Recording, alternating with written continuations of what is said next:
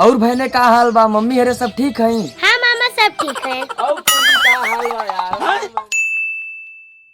चला ठीक बा बहने, सबके हाल समाचार मिलिए। अब हम चलते चले घरे, बहुत काम बा घरे में। मामा तू कुछ भूला था। नहीं बहने, भूला तो कुछ नहीं है यो। अच्छा। मामा बिदैया।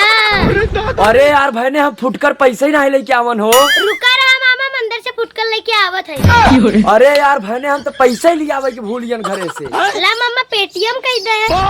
अरे बिटिया तो हाँ बतावे की भूलियन हमारे अकाउंटवा ही बंद होइए बा। अच्छा 1 मिनट रुका रहा मामा, मावत। रुको जरा सबर करो। ला मामा ई में साइन कर। ई का है बहने? ई तोरे जमीनी के कागज है, मैं साइन के देव तोहर पूरी जमीन हमरे नामे हो जाए।